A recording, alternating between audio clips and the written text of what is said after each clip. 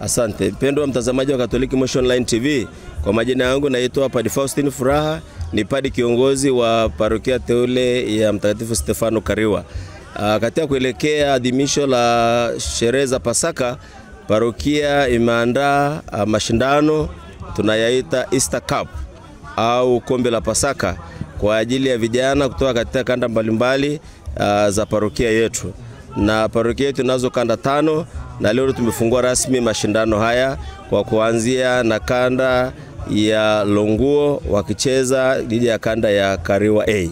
Na hivyo hapa uwanjani pana furaha kwa sababu vijana wanapenda michezo, inawaunganisha, inaleta pamoja, lakini pia nafasi ya kuwafanya waweze kupata forum ya kuunganisha zaidi katika mambo ya imani pia. Kumbe si tu wanacheza, lakini tunafungua kwa sala na hata tunafunga kwa sala, na hiyo ndio baraka yetu kwa ajili ya parokia yetu ya Kariwa.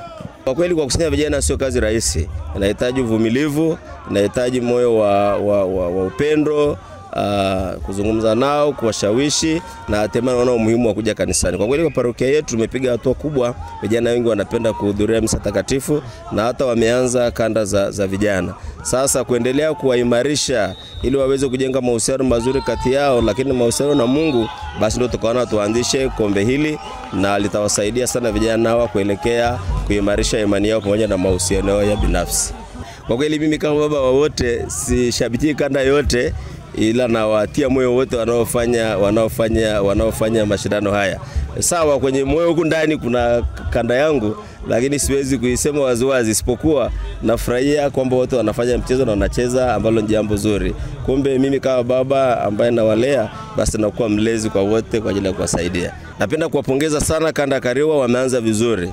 Walikuwa na timu ngumu ya Longuo, lakini basi kwa namna walivyocheza na umahiri wao, na angalia magoli yao wameyapata dakika za mwisho tu. Kwa hivyo kwa kweli mchezo ni kuamua, mchezo ni kupambana mpaka dakika ya mwisho, usema umeshinda kabla dakika ya mwisho, maana magoli yao yote matatu wamepata katika kipindi cha pili. Asante sana, nashukuru na watakia jioni njema wapendwa watazamaji wote wa Katoliki Motion Online TV. Asanteni sana.